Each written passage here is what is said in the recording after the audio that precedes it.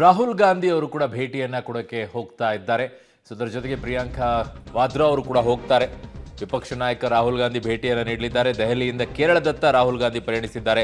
ರಾಹುಲ್ ಗಾಂಧಿಗೆ ಈಗ ಪ್ರಿಯಾಂಕಾ ವಾದ್ರಾ ಕೂಡ ಸಾಥನ್ನ ನೀಡಿದ್ದಾರೆ. ಭೂಕುಸಿತ ಪ್ರದೇಶ ಸಂತ್ರಸ್ತರ ಭೇಟಿ ಆಗಲಿದ್ದಾರೆ ರಾಹುಲ್ ಗಾಂಧಿ ಅವರು. ಈಗ ನಾಟ್ ನೆಸೆಸರಿ ಅಂತ ಅನಿಸುತ್ತೆ ನನಗೆ. ನೀವು ಹೋಗೋದ್ರಿಂದ ನಿಮಗೆ ಅಲ್ಲೊಂದಿಷ್ಟು ರಕ್ಷಣೆ ಕೊಡೋಕೆ ಇನ್ನೊಂದಿಷ್ಟು ಜನ ಕೆಲಸಕ್ಕೆ ಬಂದು ನಿಂತ್ಕೊಳ್ಬೇಕು, ಇವೆಲ್ಲ ಆಗುತ್ತೆ. ದಯವಿಟ್ಟು ಸ್ವಲ್ಪ ಹೋಲ್ಡ್ ಮಾಡೋದು ಬೆಟರ್ ಅನ್ಸುತ್ತೆ. ನೀವೆಲ್ಲ ಲೀಡರ್ಸ್ಗಳು ಹೋಗೋದು ಅಲ್ಲಿ NDRF ಅವರಿಗೆ SDRFನವರಿಗೆ ಸೇನೆಯವರಿಗೆ ಬಿಟ್ಬಿಡಿ. ನೀವು ಹೋಗೋದ್ರಿಂದ ನಿಮ್ಮ ರಕ್ಷಣೆನೇ ಅತಿ ಹೆಚ್ಚಾಗ್ಬಿಡುತ್ತೆ. ಅಲ್ಲಿ ಜನರ ರಕ್ಷಣೆ ಮಾಡೋದಕ್ಕಿಂತಲೂ ಹೆಚ್ಚಾಗಿ ವಯನಾಡಿನಿಂದ ಗೆದ್ದು ರಾಜೀನಾಮೆಯನ್ನು ರಾಹುಲ್ ಗಾಂಧಿ ಕೊಟ್ಟರು. ವಯನಾಡಿಗೆ ಸ್ಪರ್ಧೆಗೆ ಸಿದ್ಧತೆಯನ್ನ ಈಗ ಪ್ರಿಯಾಂಕಾ ವಾದ್ರಾ ಅವರು ನಡೆಸ್ತಾ ಇದ್ದಾರೆ. ಹಾಗಾಗಿ ಈಗ ಅವರು ಕೂಡ ಸ್ಥಳಕ್ಕೆ ಹೋಗ್ತಾ ಇದ್ದಾರೆ. ಇನ್ನು ಮುಖ್ಯಮಂತ್ರಿ ಅಲ್ಲಿರುವಂತಹ ಪಿಣರಾಯಿ ವಿಜಯನ್ ಕೂಡ ಸ್ಥಳಕ್ಕೆ ಹೋಗುವಂಥದ್ದು. ಇವತ್ತು ವಯನಾಡಿಗೆ ಭೇಟಿಯನ್ನ ಕೊಡಲಿದ್ದಾರೆ. ಸಂಜೆ ಸರ್ವಪಕ್ಷ ಸಭೆಯನ್ನ ಕೂಡ CM ಮಾಡಲಿದ್ದಾರೆ. ಸರ್ವಪಕ್ಷಗಳಿಗೆ ವಯನಾಡು ದುರಂತವನ್ನು ವಿವರಿಸಲಿದ್ದಾರೆ. ಕೇರಳದ 9 ಜಿಲ್ಲೆಗಳಲ್ಲಿ ಯೆಲ್ಲೋ ಅಲರ್ಟ್ ಇದೆ.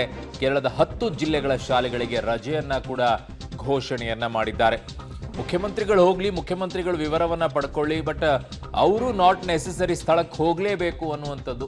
ಬಟ್ ಈ ಲೀಡರ್ಸ್ಗಳು ಹೋಗದಿದ್ರೆ ಇನ್ನೊಂದು ರೀತಿಯಾಗಿ ಆಗುತ್ತೆ, ಹೋದ್ರೆ ಒಂದು ರೀತಿಯಾಗಿ ಆಗುತ್ತೆ. ನೀವು ಹೋಗೋದ್ರಿಂದ ನಿಮ್ಮ ಭದ್ರತೆಯನ್ನ ಕೊಟ್ಕೊಂಡು ನಿಮ್ಮ ಹಿಂದೆನೇ ಅಧಿಕಾರಿಗಳು ಓಡಾಡಕ್ಕೆ ಶುರು ಮಾಡ್ತಾರೆ. ಅಲ್ಲಿ ಕೆಲಸಗಳು ಸ್ಥಗಿತವಾಗ್ಬಿಡುತ್ತೆ.